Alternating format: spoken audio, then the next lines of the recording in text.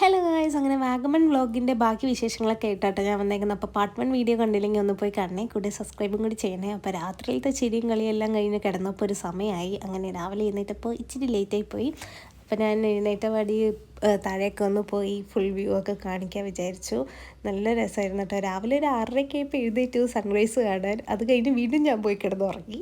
അത് കഴിഞ്ഞ് താഴെ വന്ന് നോക്കിയപ്പോൾ ഇവിടെ നിന്ന് ഫുൾ വാഗമൺ വ്യൂ കാണാം കേട്ടോ. നമ്മുടെ റൂമിൻ്റെ അവിടെ നിന്നും കാണാൻ പറ്റും. അങ്ങനെ കുറേ നേരം ഞാൻ ഇവിടെ ടൈം സ്പെൻഡ് ചെയ്ത് കിട്ടോ. നല്ലൊരു ഫീലായിരുന്നു. അതിനുശേഷം ഞാൻ റൂമിൽ പോയിട്ട് ഫ്രഷ് ആവാൻ വേണ്ടി റൂമിൽ പോകാൻ വിചാരിച്ചു. മുകളിൽ നിന്ന് നോക്കുമ്പോഴും നല്ല രസമായിരുന്നു. അപ്പോഴത്തേക്കും ചിന്നപ്പനൊക്കെ എഴുന്നേറ്റ് വന്നിട്ടുണ്ടായിരുന്നു. പിന്നെ ഞങ്ങൾക്ക് എഴുന്നേറ്റപ്പോൾ ലേറ്റ് ആയതുകൊണ്ട് പറഞ്ഞാൽ ബൊഫ ഉണ്ടായില്ല. അവർ ഫുഡ് ഇങ്ങോട്ട് കൊണ്ട് തരാൻ പറഞ്ഞു. അങ്ങനെ ഒരു മിറർ സെൽഫിയൊക്കെ എടുക്കുമായിരുന്നു ഞാൻ. ഇപ്പോൾ ഫുഡ് ഒരു രക്ഷ ഉണ്ടായില്ല. ബ്രേക്ക്ഫാസ്റ്റ് 2 മസാല ദോശ, ഇടിയപ്പം, മുട്ടക്കറിയൊക്കെ ആയിട്ട് സെറ്റായിരുന്നു. പിന്നെ ഞാൻ പോയി മെയിലൊക്കെ കഴുകി അങ്ങനെ പുട്ടിയൊക്കെ ഇടാൻ തുടങ്ങി.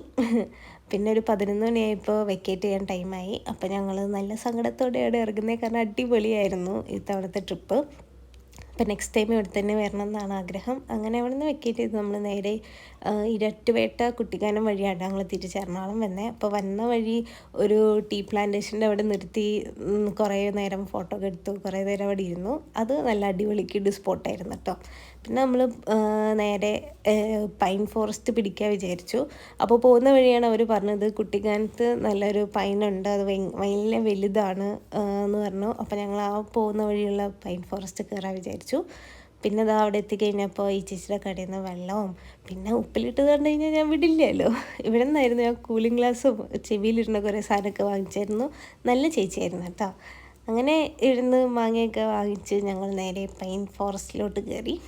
ഇതും നല്ല അടിപൊളി കാം ആൻഡ് പീസ്ഫുൾ ആയിരുന്നു കേട്ടോ. അത്ര ക്രൗഡൊന്നും ഉണ്ടായില്ല. നമുക്ക് സ്വസ്ഥമായിട്ടിരിക്കുമായിരുന്നു. അങ്ങനെ പാട്ടൊക്കെ ഇട്ട് അവിടെ കുറേ നേരം ചില്ല് ചെയ്ത് കഴിഞ്ഞിട്ട് ഞങ്ങൾ പിന്നെ ബാക്ക് ടു എറണാകുളത്തേക്കുള്ള റൂട്ട് പിടിച്ചു.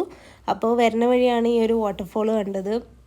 ഇത് നമ്മുടെ ചാർലി മൂവിയിൽ ടൊവിനോ ദുൽഖറും തമ്മിലുള്ളൊരു സീനുണ്ട്. ആ ഒരു വാട്ടർഫോളാണെന്നാണ് പറഞ്ഞത്. പക്ഷേ വെള്ളച്ചാട്ടമൊന്നും ഞങ്ങൾ കണ്ടില്ല, എല്ലാം പറ്റിപ്പോയി.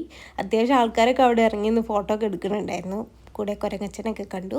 അങ്ങനെ അവിടുന്ന് നമ്മൾ നേരെ തിരിച്ചു. പിന്നെ പോകുന്ന വഴി ഈ റൂട്ട് അടിപൊളി റൂട്ടാട്ടോ. നല്ല കുറേ വ്യൂ ഉണ്ട്. ഇപ്പോൾ എറണാകുളത്തേക്കൊക്കെ ഈ റൂട്ടിലാണ് തിരിച്ചു വരണമെങ്കിൽ നല്ല സെറ്റ് വ്യൂ ഒക്കെ കാണാം കേട്ടോ.